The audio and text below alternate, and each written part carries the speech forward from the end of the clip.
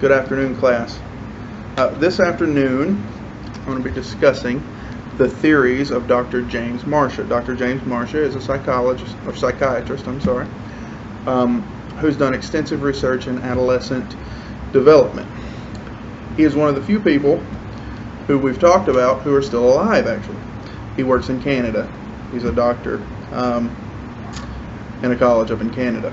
Anyways, James Marcia's theory is very simple, it's very intuitive, and it's applicable to pretty much anyone who has hit adolescence and beyond, all the way from 10 years old to 99 years old, up till death, really. And it's that widely applicable because all the stages that we're about to go through, you can switch back and forth between those stages throughout your life. Alright, so in James Marcia's theory, there are 4 statuses that emerge during adolescence. These 4 statuses result from the answers of 2 basic questions, both of which have yes or no answers. If you do the math, you get 4 statuses. Easy.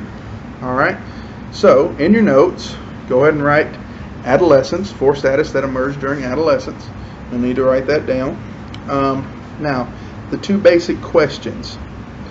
Question 1, has this person engaged in an active search for identity? This yes or no question just concerns whether or not the student, the individual, has really tried to find themselves. Has this person explored the possibilities available to them, and have they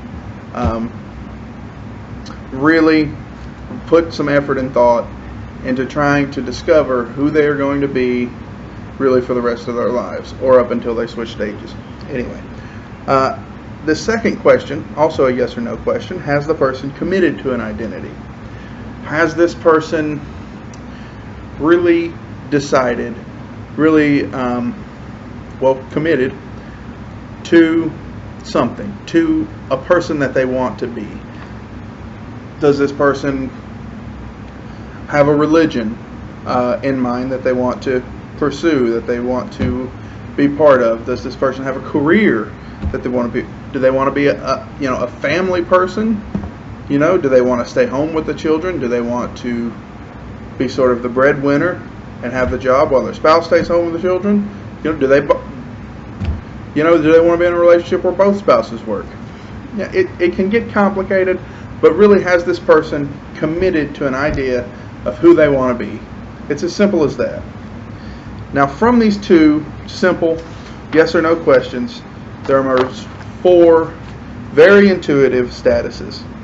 And I apologize, on the PowerPoint, we have reversed identity foreclosure and identity diffusion. Okay? So in your notes, just write them in the order that I say them, and you'll be alright.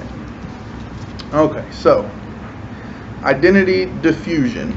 Identity diffusion results when a person answers no to both questions, as in the person hasn't committed to an identity and hasn't searched for one. Identity diffusion is generally just sort of aimless. It could be identity diffusion. I was in identity diffusion for a while. I think everyone goes through this. So it's a very common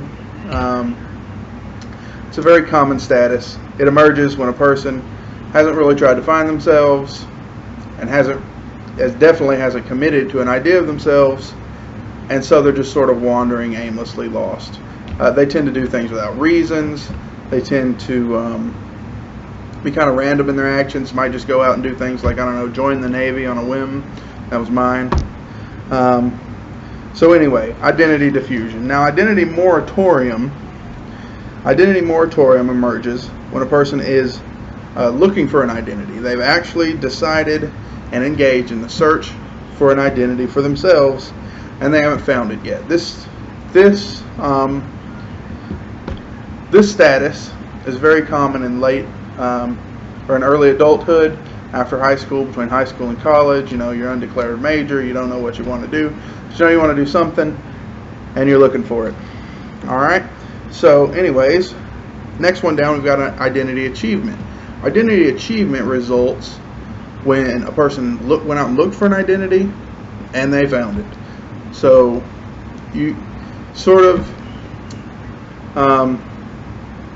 this in our society, in our culture, is often seen as the most mature, the most the best status that you could be, according to James Marsh's theory. You found yourself, you're doing what you want to do, or you're working towards doing what you want to do, and you're kind of done. But along with that, you can have identity achievement. Say you're 25, you want to be something, you're working towards it, and then at 45, you want to do something else. And you can go back and forth between these stages. So keep that in mind. Everybody theoretically should be in one of these stages, but that doesn't necessarily mean you'll go from diffusion to moratorium to achievement, or reverse, or in any order really. You can just swap back and forth. All right. The last one is identity foreclosure. Now there are a couple of things to keep in mind with identity achievement and identity foreclosure.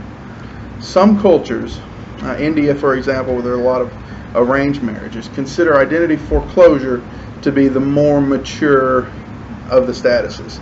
As in, you do what's best for your family, you do what's best for society as a whole, and your preferences, your search for identity doesn't really figure into it. And that's what they consider to be the highest level of maturity. In our culture, in the West, generally identity achievement is seen as the more mature, because a person has found what they want to do and they're working towards that. So some cultures would consider identity achievement, and especially identity moratorium, to be very selfish. So keep that in mind, and that's something you have to keep in mind when you're talking to your students also. Now, like I said, this theory is very intuitive. It's very easy. It's very it's very simple to remember. Foreclosure, diffusion, moratorium, achievement, they kind of mean what they sound like they mean. So there should be very little difficulty in remembering this. That's aside from the fact that we all learned this in Psych 101. Anyway, there are some things as a teacher, and this is really the important part. There are some things as a teacher that we can do to help facilitate movement between these stages for our students. Now, first thing we can do is we can demonstrate role models.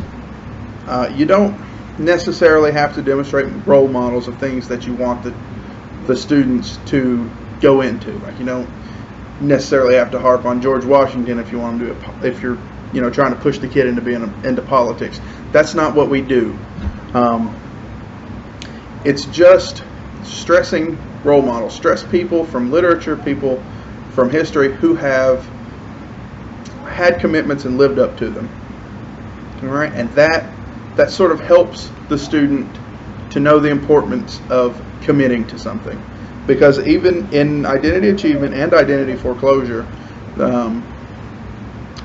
really it's the commitment that is important for both of those in really any culture. Committing to an identity is very important. All right. Now, you also want to facilitate the exploration of alternatives. So this can get kind of difficult, especially, let's say the parents have a very clear way they want their child to be. So you have to be careful with this because it can get you in trouble. But you do need to sort of explore different value systems, discuss their advantages, their disadvantages, again, without actually trying to push the student into something. Because if you push the student into something, that's actually identity foreclosure, and if that's anybody's job, it's the family's. So really, when you're trying to help a child get through these, you could end up in considerable trouble if you're at odds with the parents. So we really need to be careful of that. All right. You can also encourage the students to make commitments sensible for their age level. So let's say a child wants to be in band. A child wants to what have you. You can encourage them to make commitments and keep them. Again, try not to be at odds with the parents, because that never ends well for anybody. Okay, so anyway, we've gone through role models, cultural differences, encourage students to make commitments, and facilitating exploration of alternative value systems. And that's really Marsh's theory summed up. Now, I'd like to do some discussion. I obviously can't because I'm not there. But if you don't mind, would you turn to whoever is next to you and try to discuss your particular status? Because everybody in this room is at one of these statuses, and I would like to think everybody in this room is at identity achievement, but that is unlikely. So, if you want to have a real discussion about what status you're in, that would be great.